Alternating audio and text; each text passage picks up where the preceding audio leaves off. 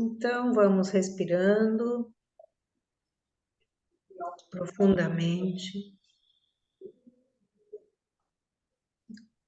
Coloca a tua atenção no corpo. Observa o que ele necessita.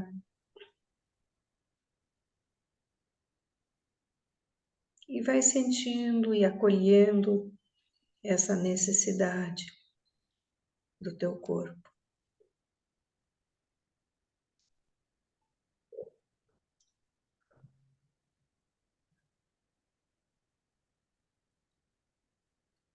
E observa teus pensamentos.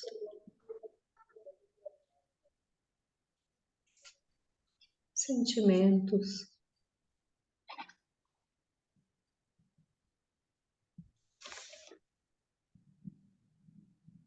Respirando. Sentindo esse ar entrando, saindo. E eu te convido a colocar a tua atenção, em especial, na pele que envolve todo o teu corpo. As sensações, temperatura, o toque.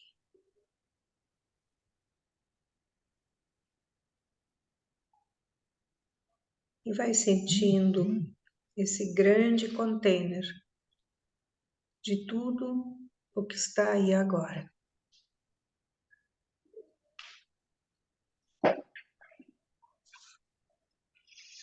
E te visualiza caminhando,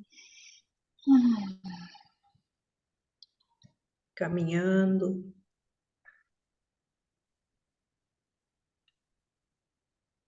E encontras também obstáculos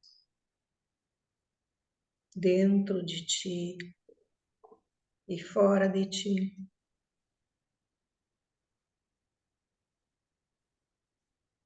E aqui tu podes usar o teu poder ativador para reivindicar teu direito à felicidade.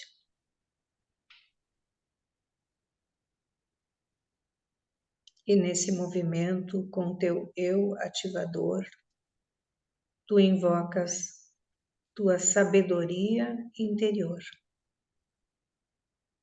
de um lugar de paciência, de abertura,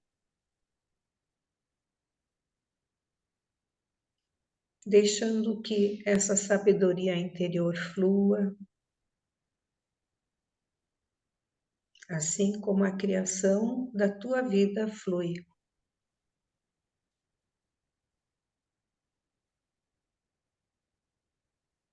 E agora pede ao teu eu ativador escolher algo que tu desejas. Um desejo legítimo para fortalecer tua realização pessoal.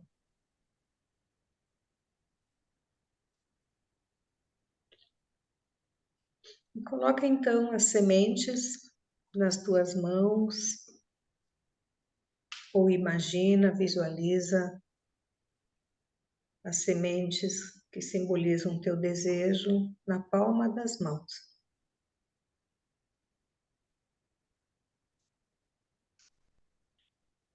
E vai buscando esse desejo a partir de um lugar dentro de ti, relaxado, sem medo e sem exigências.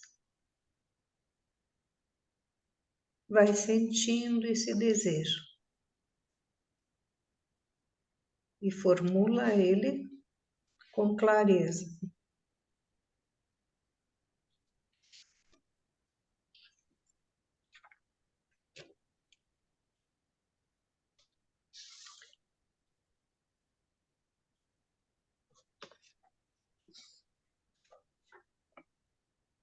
Visualiza a realização do teu desejo usando a tua imaginação e deixando que a tua vontade se fortaleça.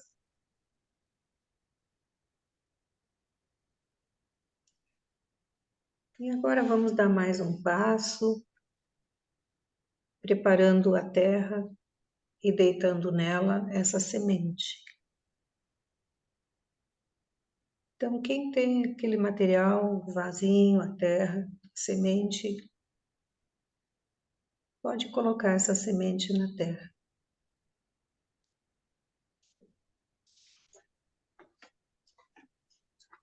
E eu vou ler uma citação da palestra 129. Comparem-se com um jardineiro. Ele prepara o solo. Eliminar conceitos errados equivale ao jardineiro arrancar ervas daninhas. Afastar bloqueios equivale a afastar pedras no solo que atrapalham a expansão das raízes. Implantar conceitos verdadeiros equivale a plantar as sementes.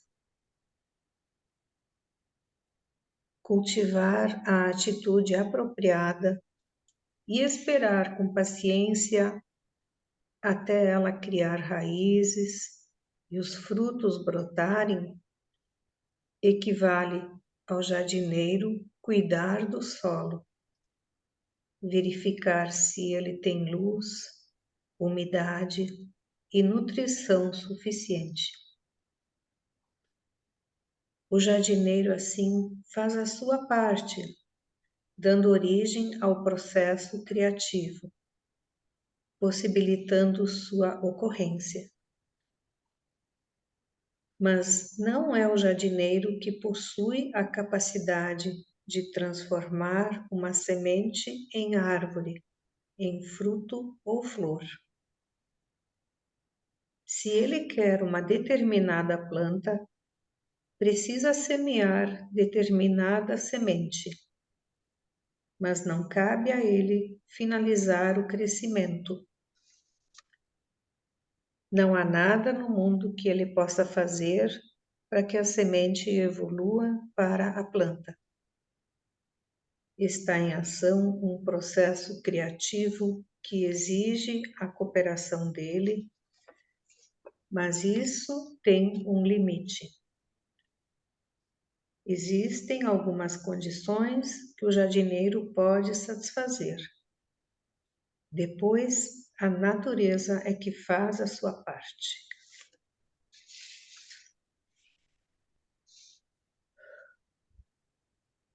Então, assim como o jardineiro, tu confias que a semente germina, que a planta cresce e floresce.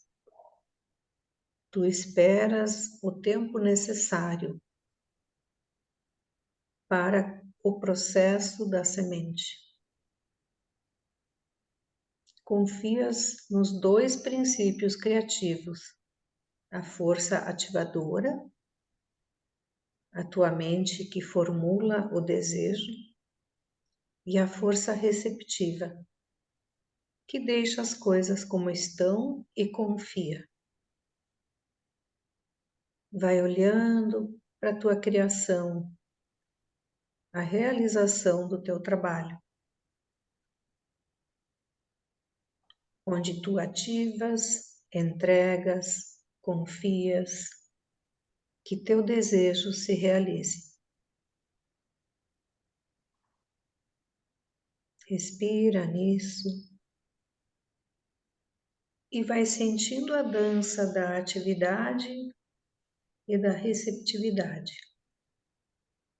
A união da mente autodirecionadora e a entrega confiante às forças universais.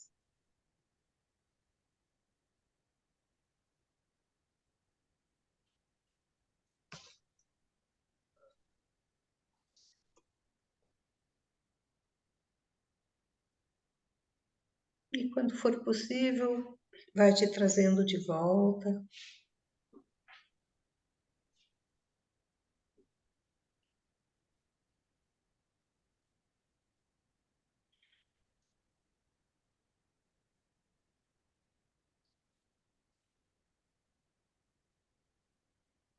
Oi, Divina.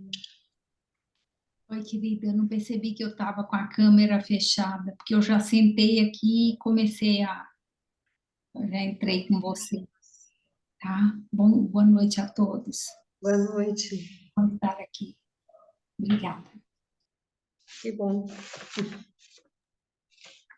Luiz, tu quer começar a passar o...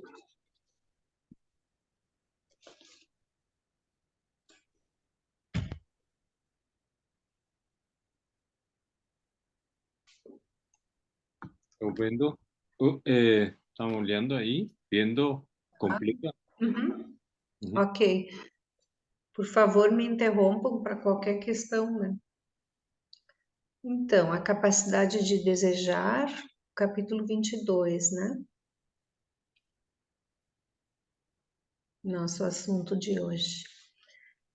A proposta é desenvolver a capacidade de desejar sem obstruções conscientes e inconscientes, pois a força vital está sempre disponível, mas precisamos nos sintonizar com ela. Uma entre muitas maneiras de estabelecer essa sintonia é a capacidade de desejar. Para usufruir de vitalidade e felicidade, essa sintonia precisa fluir. Aí eu fiquei pensando como que é, né? Cada um tem o seu jeito, né, para isso, para se sintonizar com a força vital. É uma boa pergunta. Como que eu faço isso? Quando o desejo não está bloqueado por correntes do não, né, nossas culpas, sentimentos de não merecimento, etc., e quando não existem crenças limitantes à gratificação da vida, podemos ser realizados e felizes em todas as áreas do nosso viver. Pode passar.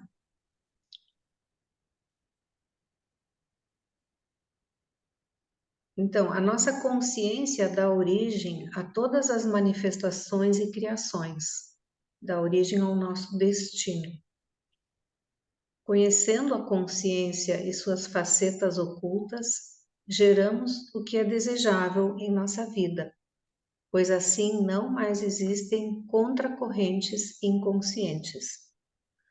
Como que se dá isso? No processo de criação consciente e inconsciente, nossa mente dirige, molda, seleciona e assim cria circunstâncias e condições. Ela deseja, impressiona, busca resultados com convicção.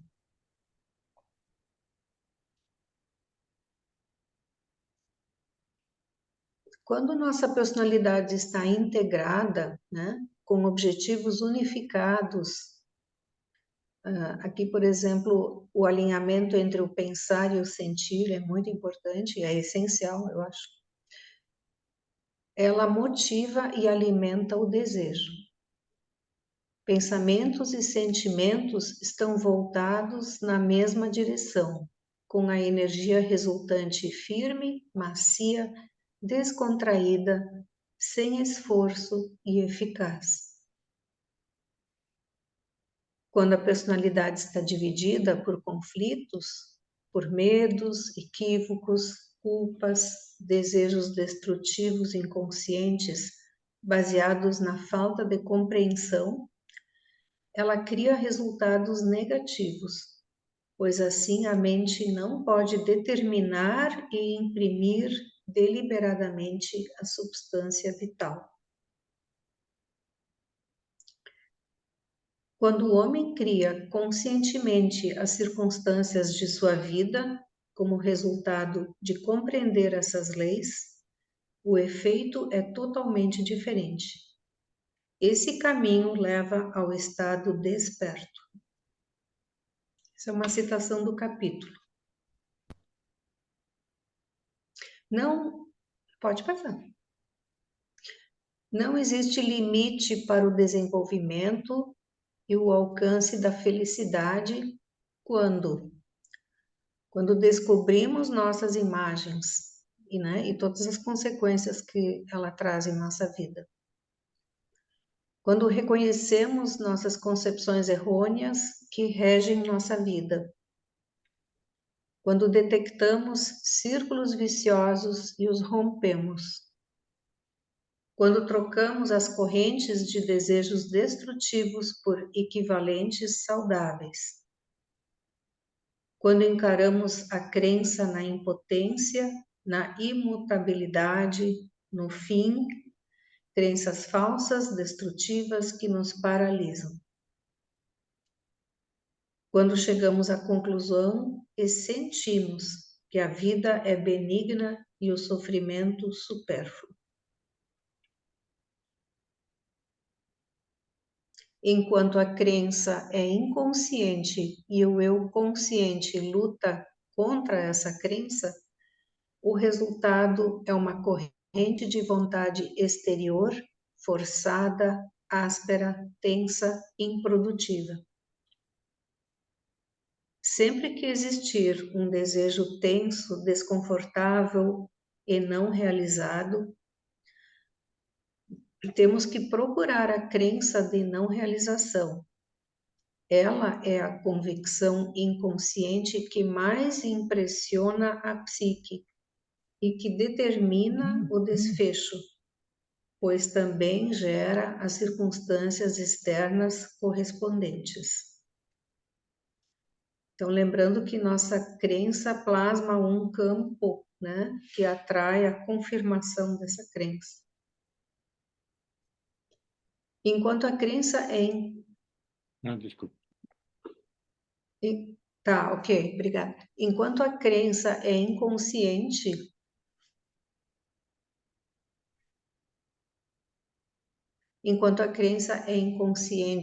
e o eu consciente luta contra essa crença, o resultado é uma corrente de vontade exterior, forçada, áspera, tensa, improdutiva.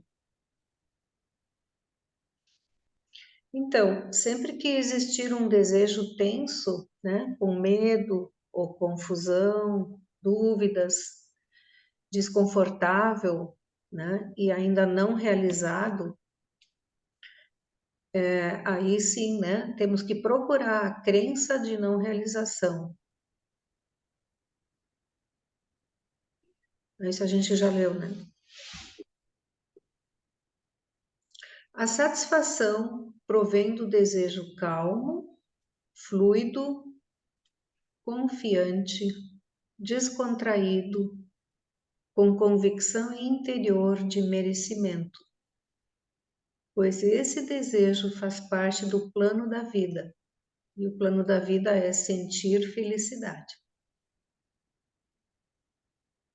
Quanto mais tensão é imposta no desejar, menor a satisfação possível e cresce a desesperança que tentamos neutralizar com uma corrente de força vigorosa. Então, quando a gente está nessa tensão, nessa intensidade, né, forte do desejo, é importante ver se existe uma desesperança por trás disso, uma impotência, uma depressão. Pode passar. Obrigada, Fernanda. Nossos desejos possuem, né? Isso eu peguei da palestra 5.6, mas achei legal colocar. Motivações saudáveis, desejar uma coisa por ela mesma, com confiança na corrente do sim. E motivações doentias, exigência, esforço tenso, com dúvida, culpa, crenças limitantes, criando o círculo vicioso, né? Temos então um desejo tenso que não se realiza, né? Em função desse medo. Como ele não se realiza, sentimos a frustração, aí sentimos a impotência, aí vem mais necessidades e desejos de uma forma infantil, e aí vai completando e repetindo esse círculo.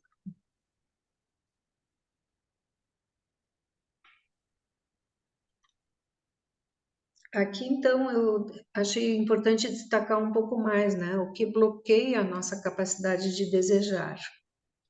É uma lista bem longa aqui. Primeiro, a distorção da motivação original, né? Nós desejamos uma coisa como um meio para obter outro fim. Essa é uma motivação doentia que bloqueia a realização do desejo, né? Porque traz culpa, né? Traz essa... Depois até explica aqui, né?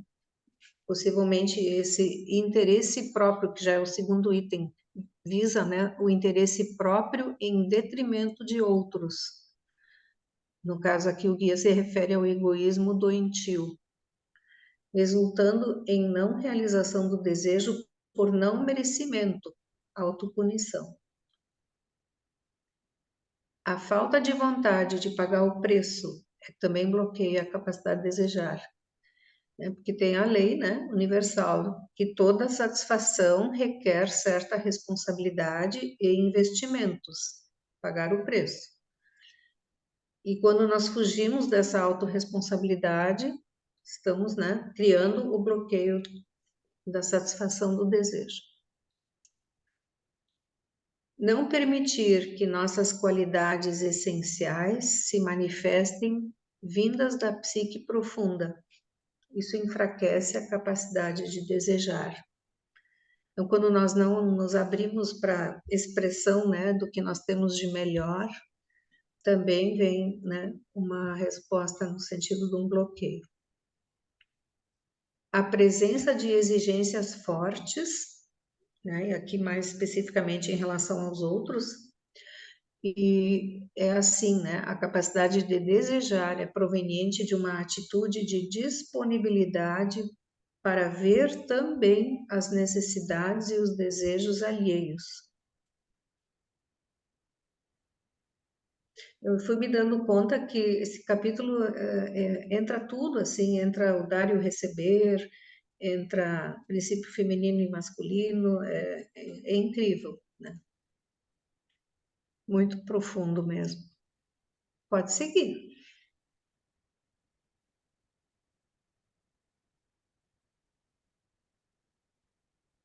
A lavagem cerebral que a humanidade faz a si mesma também bloqueia nossos desejos. Por exemplo, a vida precisa conter mais sofrimento do que felicidade. Ou Deus faz por nós o que nós não fazemos por nós mesmos. Deixando então, né? Deus vai resolver. Amar traz dificuldades insolúveis. Amar só traz problemas. E tantas outras, né? Bom, já foi falado das imagens, mas eu coloquei nessa lista também, com tudo que acarretam, né, inibem o fluxo saudável dos desejos.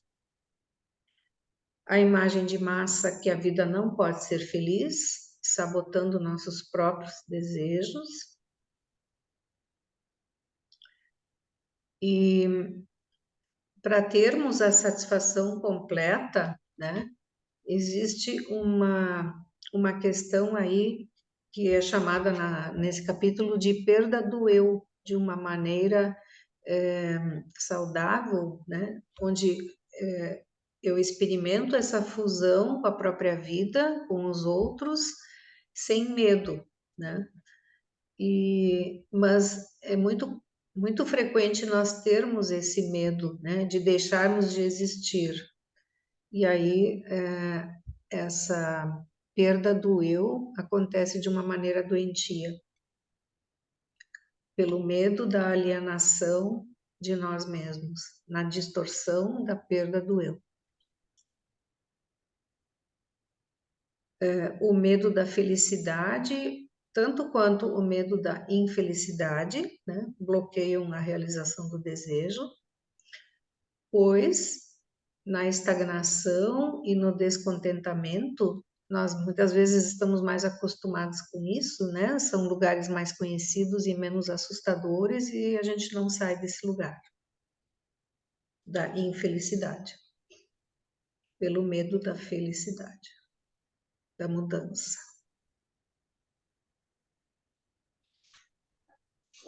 E para finalizar, a abundância da criação está pronta para ser usada e desfrutada a qualquer momento em que o homem esteja pronto. Nossa, isso é muito lindo. Ainda segue uma sugestão de exercício que o Luiz pode passar, mas acho que a gente parte para as nossas conversas, mas eu deixei ele aí, né? Busque centrar-se e pedir ajuda ao eu superior para estar aberto a poder perceber e aceitar a verdade maior. Escolhe um desejo e sinta no corpo esse anseio. Formula com clareza, com poucas palavras. Para que eu desejo isso? Aqui tem uma palavra fora do lugar, objetiva. Acho que é pergunte, para que eu desejo isso? O que contribui para a falta de realização do que eu desejo? Explora bem, observa e identifica os aspectos internos e externos que estão atuando. Qual o preço a pagar? Eu estou disposta a pagá-lo? Eu mereço a realização desse desejo? É possível perceber para o que eu ainda estou dizendo não? Como esse não se expressa dentro de mim? Quais as ideias e crenças que fundamentam esse não? E até que ponto estou pronta para me abrir e receber a força curativa espiritual? Então, isso dá para fazer nos grupos com a palestra 056, que eu acho que é mais, para quem está iniciando, é mais acessível do que esse capítulo, na minha sensação, na minha percepção. Então, tá, gente.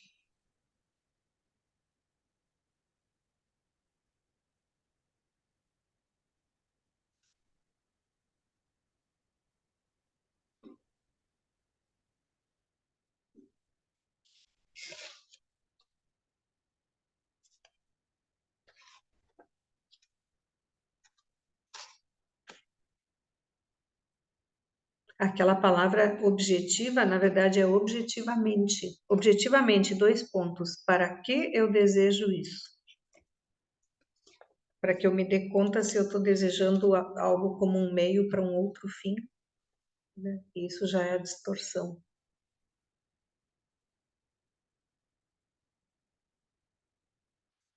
A Dione?